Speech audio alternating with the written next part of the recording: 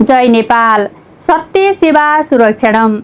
बागमती प्रदेश प्रहरी कार्यालय हेटौडाले नेशनल गोल्ड टेलिभिजनसँगको सहकार्यमा तयार पारेको बागमती प्रदेश प्रहरी दर्पण कार्यक्रममा यहाँलाई हार्दिक स्वागत तथा अभिवादन। पाक्षिक रूपमा प्रस्तुत हुने यो कार्यक्रम बागमती प्रदेश अन्तर्गतका विभिन्न 6 वटा टेलिभिजन तथा 44 वटा रेडियो स्टेसनहरूबाट समेत हेर्न र सुन्न सकिन्छ। कार्यक्रमको सुरुवातमा प्रहरीको काम कारबाहीलाई व्यवस्थित, समयानुकूल र प्रभावकारी बनाउने सन्दर्भमा बागमती प्रदेश प्रहरी कार्यालयका साथै मातहतका विभिन्न प्रहरी कार्यालयहरूबाट पाक्षिक रूपमा सम्पादित गतिविधिहरूलाई समेटेर तयार पारिएको प्रदेश प्रहरी गतिविधि। अभौतिक मुद्रा कारोबारमा संलग्न 2 जनालाई जिल्ला प्रहरी कार्यालय चितवनले गत चैत्र 9 गते पक्राउ गरेको छ। पक्राउ पर्नेमा सप्तरीको राजविराज नगरपालिका 12 घर भई हाल चितवनको भरतपुर महानगरपालिका 2 बस्ने आशिष कुमार दास र भरतपुर 26 बस्ने 22 वर्षीय विनिता परियार रहेका छन्।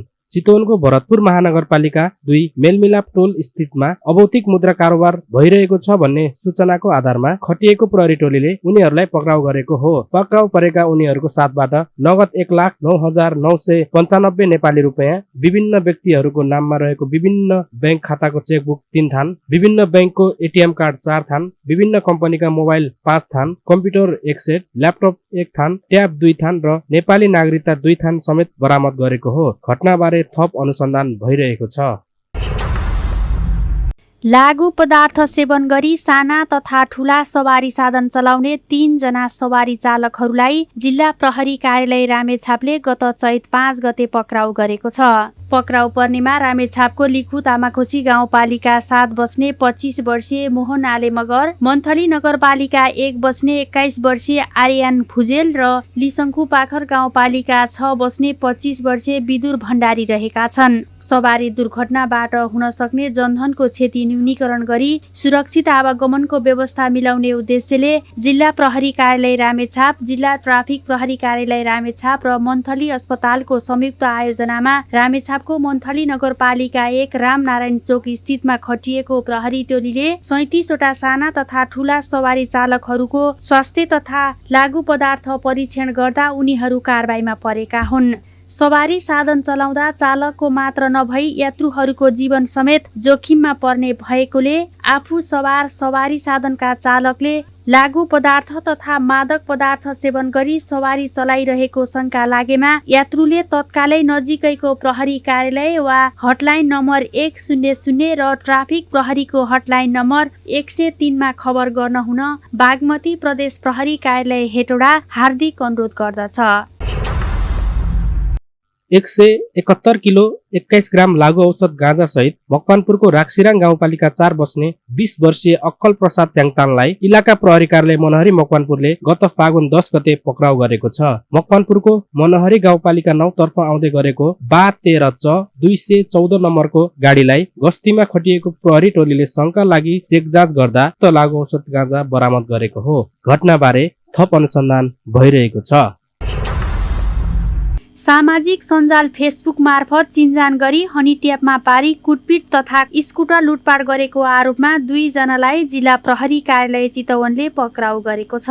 पक्राउ पर्नेमा चितवनको कालिका नगरपालिका 7 नमुना टोल बस्ने 18 वर्षीय एनी तामाङ र सोही ठाउँका 25 वर्षीय विजय सुनार रहेका छन्। चितवनको भरतपुर महानगरपालिका 3 बस्ने 49 वर्षीय एक पुरुषलाई गत फागुन 29 गते जुटपानीको मिठु चोकबाट गुम्बा जाने भित्री बाटोमा भेट्न बोलाई भेट्न जाँदा योजनाबद्ध तवरले एक पुरुषलाई कुटपिट गरी बागमती प्रदेश 004 प 5889 नम्बरको स्कुटर लिई फरार भएको भन्ने सूचनाको आधारमा खोतलासमा खटिएको प्रहरी टोलीले स्कुटर सहित उनीहरूलाई भरतपुर महानगरपालिका 10 वीरेन्द्र क्याम्पस चोक स्थितबाट गत चैत 1 गते पक्राउ गरेको हो। घटनाबारे थप अनुसन्धान भइरहेको छ।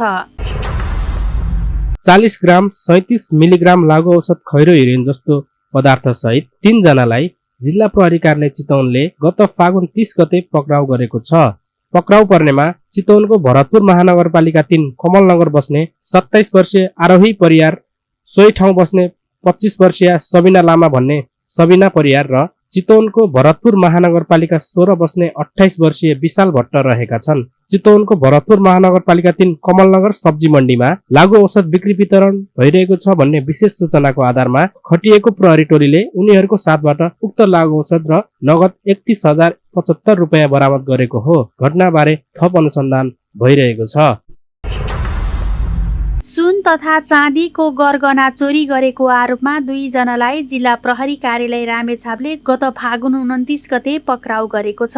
पक्राउ पर्नेमा रामेछापको सुनापति गाउँपालिका 4 बस्ने 30 वर्षीय आन्टी तामाङ र सोही ठाउँका 37 वर्षीय फेमस तामाङ रहेका छन्। रामेछापको दोरम्बा गाउँपालिका 6 बस्ने सुखदेव गौतम र डिल बहादुर नगरकोटीको घरमा कोही नभएको मौका छोपी घरको मूल गेट फुटाई सुन तथा चाँदीको विभिन्न गरगहना नगद र सरसामान चोरी भएको भन्ने सूचनाको आधारमा खटिएको प्रहरी टोलीले खोतलास गर्ने क्रममा रामेछापको दोरम्बा सैलुङ गाउँपालिका 1 खोलाखर्क स्थितमा गत फागुन 29 गते सैलुङ तर्फ जाँदै गरेको बा 63 प 395 नम्बरको मोटरसाइकललाई शंका लागि चेक जाँच गर्ने क्रममा उनीहरूको साथबाट सुन जस्तो देखिने तिलरी 2 थान, 23,785 नेपाली रुपैयाँ, अमेरिकी डलर 1 थान, ल्यापटप 1 थान लगायत अन्य सामान बरामद गरेको हो।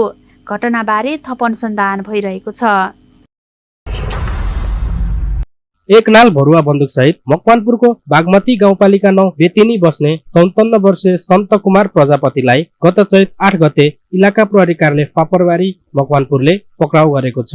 विशेष सूचनाको आधारमा खटिएको प्रहरी टोलीले प्रजापतिको घर खानतलासी गर्दा लुकाई छिपाई राखेको अवस्थामा उक्त भरुवा बन्दुक बरामद गरेको हो। घटनाबारे थप अनुसन्धान भइरहेको छ। 3 किलो 478 ग्राम लागु औषध अफिम जस्तो देखिने पदार्थ सहित 1 जनालाई इलाका प्रहरी कार्यालय मनहरी मकवानपुरले गत चैत 5 गते पक्राउ गरेको छ। पक्राउ पर्नेमा मकवानपुरको मनहरी गाउँपालिका 6 रूपाचुरी बस्ने 32 वर्षीय देवचन्द्र घलान रहेका छन्। मकवानपुरको मनहरी गाउँपालिका 7 मनकामना सामुदायिक वन स्थित रूपाचुरी मनहरी कच्ची सडक खण्डमा बाटोमा हिँडिरहेका पैदल यात्री घलानलाई गस्तीमा खटिएको प्रहरी टोलीले शंका लागि चेक जाँच गर्दा उनको साथबाट उक्त लागु औषध अफिम जस्तो देखिने पदार्थ बरामद गरेको हो। घटनाबारे थप अनुसन्धान भइरहेको छ। 70,92,000 मूल्य बराबरको 3,940 बट्टा चाइनिज चुरोट सहित 4 जनालाई प्रहरी चौकी बेत्रावती रसुवाले गत चैत 8 गते पक्राउ गरेको छ। पक्राउ पर्नेमा रसुवाको आमा छोदिङमो गाउँपालिका 5 बस्ने 37 वर्षीय सुनिता भने सुमिता तामाङ, सोही ठाउँ बस्ने 26 वर्षीय मार्कोस भने मर्कुस घले, 32 वर्षीय सुशील तामाङ र आमा छोदिङमो गाउँपालिका 3 बस्ने 43 वर्षीय दावा नुर्बु तामाङ रहेका छन्। विशेष सूचनाको आधारमा खटिएको प्रहरी टोलीले रसुवाको उत्तरगया गाउँपालिका 5 बेत्रावती चेकपोस्ट नजिक पासाङ लामो सडक खण्डमा थाम्बुचेतबाट काठमाडौँ तर्फ जाँदै गरेको बागमती प्रदेश 01-002 झ 7426 नम्बरको एम्बुलेन्सलाई रोकी चेक जाँच गर्ने क्रममा बिल बिचक नभएको उक्त चाइनिज चुरोट र एम्बुलेन्सलाई नियन्त्रणमा लिएको हो। नियन्त्रणमा लिएको सामान, एम्बुलेन्स र मानिसलाई आवश्यक अनुसन्धानको लागि भन्सार कार्यालय रसुवा पठाइएको छ। अबको क्रममा सचेतनामूलक श्रव्य दृश्य सामग्री।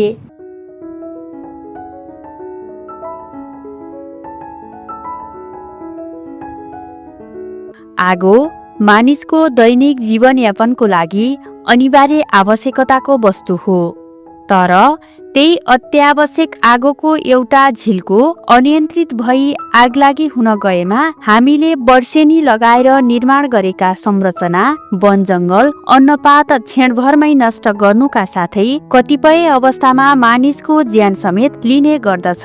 वृद्ध, वृद्धा, अपाङ्ग र भान्सामा काम गर्ने मानिस आगोको बढी जोखिममा रहने समूहहरू हुन्। मौसम परिवर्तनका कारण फागुनदेखि जेठसम्मको समय बढी सुक्खा हुने र हावाहुरी पनि चल्ने भएकोले यो समयमा आगलागीको जोखिम बढी हुने गर्दछ। यो समयमा हामीले आगोलाई एकदमै होसियारी पूर्वक प्रयोग गर्नु पर्दछ, तसर्थ आगलागी हुनबाट बच्न तथा यसबाट हुन सक्ने क्षतिको न्यूनीकरणका लागि निम्न कुराहरूमा ध्यान दिनुहोस्। सलाई लाइटर, ग्यास सिलिन्डर, चुलो लगायतका प्रज्वलनशील वस्तुहरू बालबालिकाहरूको पहुँचबाट टाढै राख्नुहोस्। विद्युतजन्य सामग्रीहरू जस्तै हिटर, गिजर, पङ्खा, आइरन, एसी आदिलाई काम सकेपछि अनिवार्य बन्द गर्नुहोस्। सम्भव भएसम्म घरमा फायर एक्सटिङ्ग्विसर जडान गरी परिवारका सम्पूर्ण सदस्यहरूलाई यसको प्रयोग गर्ने तरिकाबारे जानकारी गराउनुहोस्। विद्युतीय पावर सकेटको क्षमताभन्दा धेरै विद्युत खपत गर्ने iron, heater, fridge, microwave, oven, motor जस्ता उपकरण एकैचोटि प्रयोग नगर्नुहोस्। पूजा कोठामा बालेको धूप, भान्सामा बालेको कोइला, लामखुट्टे भगाउने क्वाइल तथा गाउँघरमा गाईबस्तुको लागि कुनो पकाउन बालिएको चुलो बालेर नछोड्नुहोस्। ग्यास चुलो बाल्नु अगाडि भान्साको झ्याल ढोका खोली ग्यास लिक भए नभएको यकिन गर्ने तथा भान्सामा खाना बनाउँदा ग्यास वा आगो बल्ने अवधिभर भान्सा छोडेर टाढा नजानुहोस्। ग्यास सिलिन्डरको पाइप, सिलिन्डर तथा वायरिङका तारहरू समय समयमा चेक जाँच गर्नुहोस्। कुनै खराबी वा टुटफुट पाउनु भएमा तुरुन्त मर्मत गर्नुहोस्। आगलागी वा धुवा भएको स्थानबाट बाहिर निस्कन पर्दा घोप्टो परेर अथवा घस्रेर निस्कने गर्नुहोस्। बालेको आगो र खाएको चुरोटको ठुटाहरू पूर्ण रूपमा निभाउनुहोस्। आगलागी भएको जानकारी हुनासाथ नेपाल प्रहरीको हटलाइन नम्बर 100 र दमकल सेवा 101 मा जानकारी गराई आगलागीबाट हुन सक्ने क्षति न्यूनीकरण गर्न सकिन्छ। आगलागी भइहालेमा यसबाट हुन सक्ने क्षतिलाई न्यूनीकरण गर्न आम नागरिकहरू एकजुट भएर सहकार्य गर्नु पनि उत्तिकै आवश्यक रहेको छ। आगलागी बारे बेलैमा चनाखो बनौं र सावधान रहौं। नेपाल पुलिस स्कुल शान्तिपुर चितवनको भर्ना सम्बन्धी सूचना।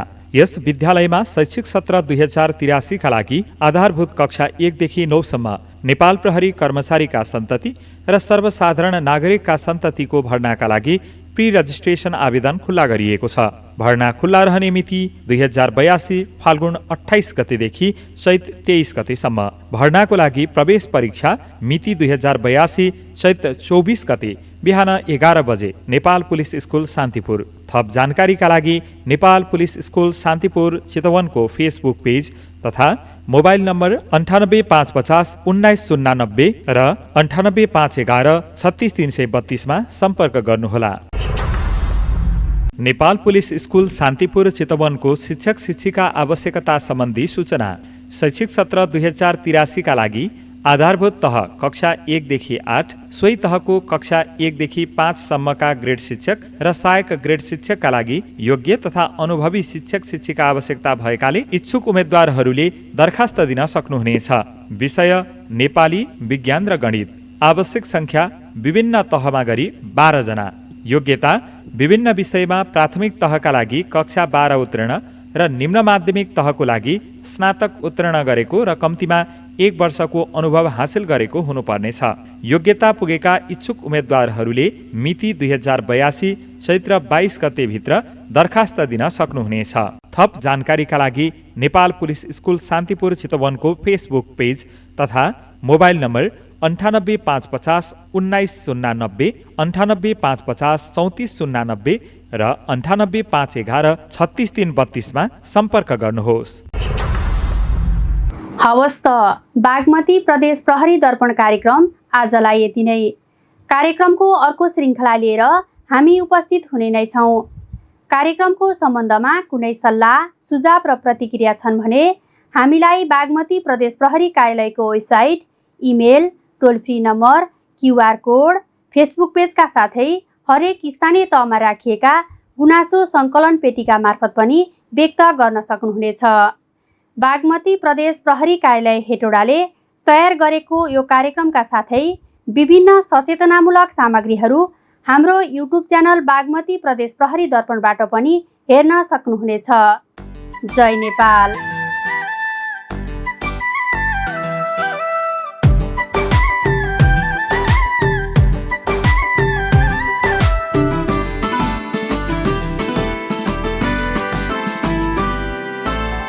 हर गाउँ हर नगरी फुलको बस्न सरी नागरिकलाई मानी सर्वोपरि